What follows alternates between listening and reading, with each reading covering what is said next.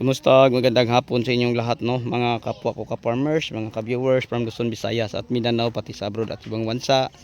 Sa lahat kong mga subscriber, ulitin ko, magandang hapon sa ating lahat at maraming salamat po sa inyong patuloy na pagsuporta sa ating munting YouTube channel.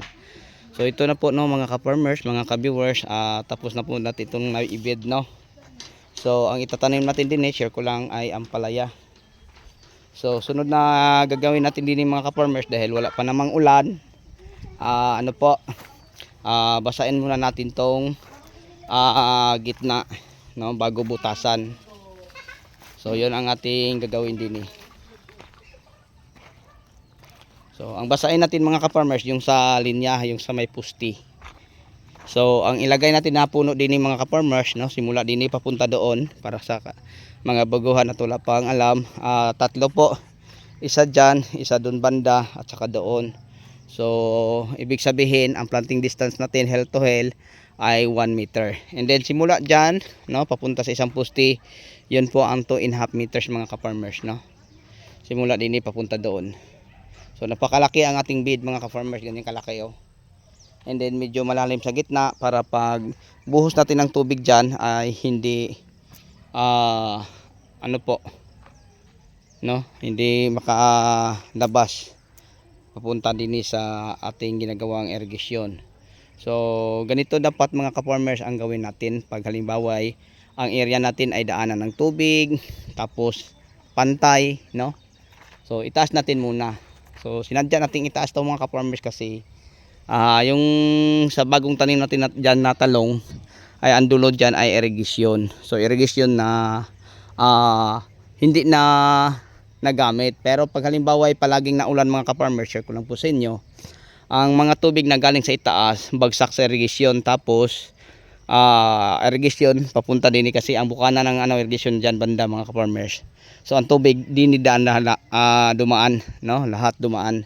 So alam nyo yung nabagyo tayo din yung bagyong Christine kasi natatamaan ng Batangas, hanggang tuhod din ang tubig mga ka-farmers, no. Ito napakataas na ito kasi nasa mga 2 dampal na siguro ang taas, pero umapaw pa hanggang tuhod. So napakalalim ang tubig, no. So galing po ito sa irrigation dyan. So ito malaking bagay na to mga ka-farmers, no, na gawin natin ganito kataas ang bed natin para kung sakaling uulan ay hindi malubog sa tubig ulan ang ating mga pananim at hindi din sila masisira.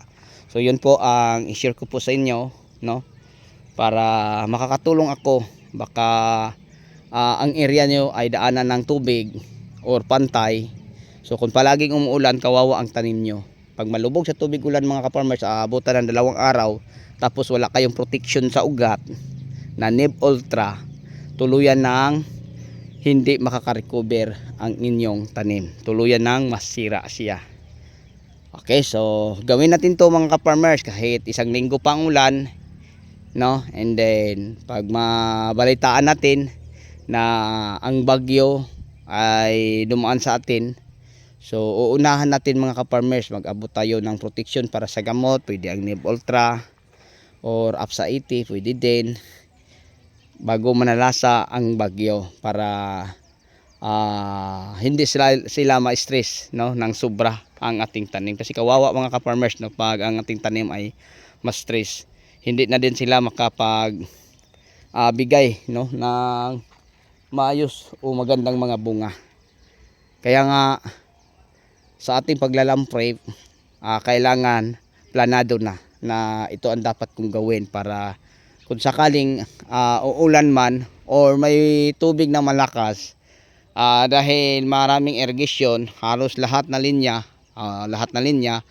bawat gilid ay may irrigation. So mga ka-farmers, mga ka-viewers, safe po ang ating tanim, no. So kung halimbawa mga ka-farmers nakatanim na tayo dyan, so ang tubig babagsak din eh. So kung ulalan ng 1 araw o 2 araw, napaka-safety ang ating tanim kahit sobrang pantay pa naman po ang ating area. Okay, so yun lang siguro, no, ang mai-share ko po sa inyo patungkol dyan, lalo na sa mga baguhan at wala pang alam. So ngayon iba na naman po mga ka-farmers. So ito Tapos na po natin to lahat na ibid, no? Simula dyan sa aking likuran, papunta doon sa gilid ng taniman natin ng talong. So ang susunod natin gagawin din ng mga ka-farmers, pabutasan ko sa mga tao dyan. 1, 2, 3, no? So 3 puno mga ka-farmers ang ilagay natin simula sa isang puste papunta sa isang puste. So ang pagitan po natin mga ka-farmers, no, sa puste 3 meters po, simula dyan papunta dyan, simula dyan papunta dyan, kulang kunti, no, mga isang ganyan para mag 2.5 meters. So pwede din gawin natin to 2.5 meters or 3 meters, lalo na pag mistisa. Pero dahil Galaxy Max F1 pa mga ka-farmers and then wala pang ulan, so ang gagawin natin din 3 puno dyan ang ating itatanim, tapos yan ang ating pusti, no? So ang diskarte ko din mga ka-farmers, basain ko muna, no? Basain ko dyan, basain bago ko butasan, and then maglagay ako ng fertilizer. So yung fertilizer na ating ilalagay dyan, no, sa ating binubutas sa lalim na 6 inches ay yung fertilizer na Unique 16 Mega Multiplant Vitamin, Hucosim Granule at saka Dupos. Okay, so ang paghalo mga ka-farmers sa ating gawing pangputing, isang sakong Unique 16, kung walang Unique 16 pwede triple 14. Okay, and then isang Mega Multiplant Vitamin 25 kilos, 2 Dupos, no, tag 20 kilos ang lang ang Dupos, 2, and then 2 Hucosim Granule na 10 kilos. So ilahok natin sila mga ka-farmers, no, ihalo natin sila lahat. And then maglagay lang tayo sa ating butas ng sa dami na 10 to 20 grams bawat butas, no, bawat butas maglagay tayo ng ganyan kadaming fertilizer. And then kung mag-add pa tayo ng mga ipot ng manok. So yung ipot ng manok mga ka-farmers na matagal ang stock, no, hindi na masyadong acidic or tuyong-tuyo na. Pagkatapos dyan mga ka-farmers, kung mayroon pang mga fertilizer na mga organic, idagdag mo pa para sakto sa pundasyon ang ampalaya mong itatanim. So yun po, no, ang mai-share ko sa inyo patungkol dyan. And then mga ka-farmers, halimbawa huhukayan ko siya, ilagay ko na ang mga ipot ng manok. So sunod natin gawin mga ka-farmers, tapos natin mabutasan, ilagay na, pwede na tayong magtanim. So kung halimbawa ang ipot mong manok ay naka-stack ay mga nasa 6 na buwan pa lang, no, so ilatag mo na siya, no, hukayan mo, and then ang ipot ng manok ilagay mo muna.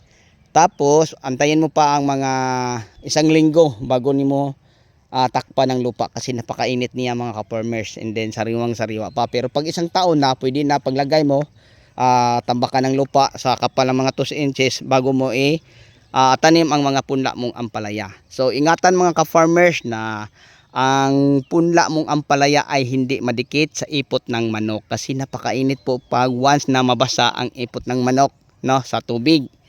So ang ating gagawin, fertilizer, and then pag merong ipot bago ang organic, then takpan natin ng lupa, hayaan lang natin na ang ugat ng ating punlang ampalaya na itatanim ay siya lang ang makakarating, no, o makaabot sa ating puting na ipot ng manok o mga fertilizer. So wag natin kasi ang iba, ang ginagawa nila, paglagay nila ng ipot, nilahok nila sa lupa tapos tinanim nila, so maraming namamatay. So parang safe, no, 100%, kasi yon po ang aking practice na ibabahagi ko sa inyo. Ang yung hukay sa lalalim na mga 6 inches, fertilizer, ipot, kung may organic pa organic, kung wala pwede na ang ipot, din takpan mo ng lupa na 2 inches din bago mo itanim ang inyong punlang ampalaya. And then mga ka-farmers, ang ampalaya na itatanim nyo, pwede nyo ibaon sa Bioagronica Plus. Kung walang Bioagronica, pwede APSA, no, or Serenade. Kung halimbawa ang available ninyo na mga produkto na ginagamit, or gayahin nyo sa akin. So kung halimbawa ay ang mabibili mo ay Bioagronica Plus, pwede na yon. Kung walang Bioagronica Plus, Serenade lang ang nabili nyo, pwede na yon. So ang gagawin nyo, halimbawa 1 balde o iano mo sa planggana, then Serenade maglagay ka mga 50 ml sa isang balde. Tapos once na mahaluan mo na ang serenade, i-ano mo sa planggana, and then doon mo babad ang mga punla mo. Yung seedling tray ilubog mo, no? Ilubog mo. Pwede mabasa ang daon, pwede hindi. And then pagkatapos itanim. Then 3 days after transplant mga ka-farmers, pwede na kayo magdilig ng fertilizer. So ang fertilizer na ididilig ninyo o lulusawin ninyo, yung fertilizer na nilalahok ninyong Unique 16, Mega Multiplant Vitamin, Dupos at saka Wucosim Granule. And then kumuha ka lang ng 3 kilos at ilagay mo sa drum na 200 liters of water, no? So bago mo siya ilagay sa drum, kailangan na ibaon mo ng tubig o nalusaw na ang mga fertilizer, no? Kailangan lusawin mga ka-farmers. And then maraming nagtatanong patungkol sa Wucosim Granule, parang may bato daw. Napug po siya, kinakapitan lang po ng mga nutrient. So normal lang po, no? Kasi nutrient yan, nutrient ang kumapit dyan. Kasi pag walang napog mga ka-farmers, malulusaw ang fertilizer, lalo na pag walang plastic. So yun po, no? So normal lang. So kinakapitan lang po siya ng mga nutrient na mapakinabangan po sa ating tanim. So yun po, no mga ka-farmers, every week ipagpatuloy natin ang pagdilig ng fertilizer. Tapos mag-add ka ng kalahating kilo. Pero pag ang lupay tingin mo ay medyo pwede 1 kilo. Pero sa akin dito mga ka-farmers, kalahating kilo lang. Every week nag-add ako ng kalahating kilo sa maximum na 16 o 12 to 16 kilos isang drum. Then ang ating gagawin mga ka-farmers, ang ididilig natin sa sardinas. Pag malaki-laki na ang puno or nag-umpisa na, pwede na 1 cup. Pero pag maraming bunga na mga ka-farmers ang ating ma-harvest, halimbawa nasa mga pangatlong harvest o 5, pwede na kalahating litro. Pag nasa mga 7-8, pwede na 1 litro sa bawat puno na fertilizer na linunusaw ang ating ididilig. Kasi habang papalaki ang puno ng ating tanim na ampalaya, paparami ang sanga, paparami ang bunga, paparami ang malit na bunga, pati na din ang mga bulaklak. So kung ang idilig natin na fertilizer ay 3 kilos lang, 3 kilos ka sa umpisa, and then sa nag-harvest ka 3 kilos lang din, madali lang pong mamatay ang ating tanim. Kasi alam nyo mga ka-farmers, hindi po niya masuflyan ng mga nutrients ang lahat ng mga sanga. Kung meron lang konti, kulang lang, so hirap palakihin ang bunga. At saka yung mga bulaklak maraming hindi tumuloy, ang mga malit na bunga ay magdilaw. So yun po mga ka-farmers. And then alagaan natin sila ng mga insecticide, tulad na lang po ng mga Actara. Maganda siyang gamitin sa bagong tanim, no? Or Prebaton. Then alternate lang po tayo palagi. So kadalasang sakit sa ampalaya mga ka-farmers, share ko lang po sa inyo, kasi ampalaya man ang ating itatanim din ay yung early blight, late blight at saka leaf spot, no? So ang pinakaunang ma-encarte natin yung mga punggos, yung early blight at saka leaf spot. So madali lang po natin silang i-control. Kung sa tag-araw, pwede tayo sa Daitin Anthracol, ilahok lang natin, no? Sundin lang natin ang dosage, yung low dosage. Halimbawa 40 to 60, 40 na Anthracol, 40 na Daitin. So yun po ang ating ihalo sa isang knapsack sprayer. Kung drum naman, diretsong kalahating kilong Anthracol, kalahating Daitin mga ka-farmers, no? So ganyan ang ating style o estilo po sa paggamit ng fungicide para po sa early blight, late blight at saka leaf spot. Kung halimbawa mga ka-farmers, ang ampalaya mo na itanim sa maulan na panahon, ang maganda natin gamitin dyan, lalo na pag early blight, late blight, pwede ka sa score or tibatapa, luna sensation o amistar. So doon muna tayo mga ka-farmers, no, sa mga powder na mga systemic, tulad ng mga AI na tayo fanit. Okay, then mga kavinda, bago ka mag-apply ng mga matatapang ng mga fungicide, so mag-umpisa sa mga murahin mga ka-farmers. So ganyan ang ating estilo. And then sa sakit naman mga ka-farmer, ang ampalaya hindi masyadong prone sa white fly. May white fly man siya pero madali lang nating ma-control. So ang hirap natin dyan sa ampalaya mga ka-farmers, no? Kung palagi kang nag-spray ng mga, halimbawa nag-apply ka ng alika, so hindi siya madadatnan ng aphids, no? Okay, sa white fly.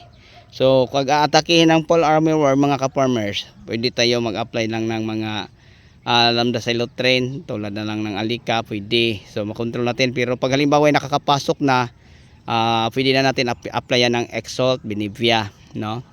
Kasi kuha na nila lahat mga ka-farmers, ang mga suwing, ang sucking insect, pati na din ang mga fall armyworm, no, sa Exalt. So yun po ang ma-share at may bahagi ko sa inyo patungkol sa mga insecticide na ating ginagamit. Pero habang bata pa ang tanim, ang ina-apply lang natin ay Actara na insecticide. Kasi ang Actara foliar insecticide po siya mga ka-farmers na makakatulong po sa ating tanim para sa maganda niyang tubo na healthy. Kasi ang lason na meron sa Actara na ating i-apply sa ating tanim ay nasa 18 to 21 days po mga ka-farmers bago mawala sa puno ng ating ampalaya. So ganyan katagal ang lason sa Actara na ating gagamitin sa bago nating tanim. So kahit delay pa ang ating pag-spray, dahil protektado sa Actara ang ating tanim, kung mayroon mang mga white fly na ating makikita, kung mayroon mang mga damage sa uod, yun lang. Kasi once na makakain, no, halimbawa ang dahon kinakain, so sa susunod na gabi hindi na sila kumakain uli mga ka-farmers. Kasi ang lason na meron sa Actara na ina-apply natin sa ating bagong tanim ay nanunuot po, no, dumaan sa ugat, sa puno hanggang sa dahon. Kaya nga sabi ko, protektado ang ating halamang tanim na ampalaya sa loob ng 18 to 21 days po mga ka-farmers. So ganyan katagal bago mawala ang bisa ng Actara. Kaya si Actara hindi siya advisable na gamitin natin sa may mga bunga na, kasi kawawa ang ating mga consumer, no?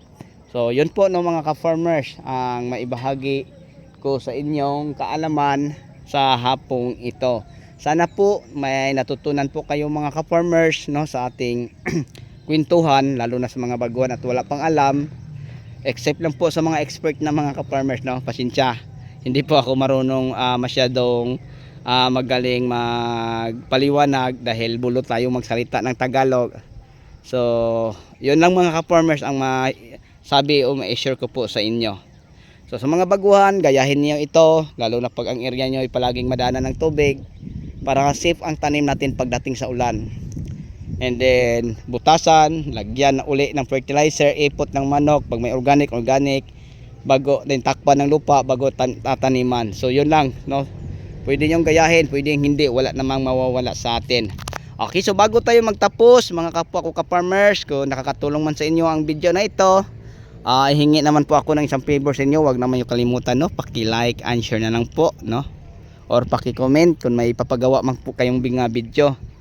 So gawa natin ng paraan mga ka-farmers kung halimbawa ay wala pa tayong upload na video. Pero kung meron na mga ka-farmers, ang reply ko sa inyo, paki-check na lang po, may video na po ako tungkol dyan. Yun lang po mga ka-farmers, bye bye and God bless, happy watching, see you next vlog. Thank you.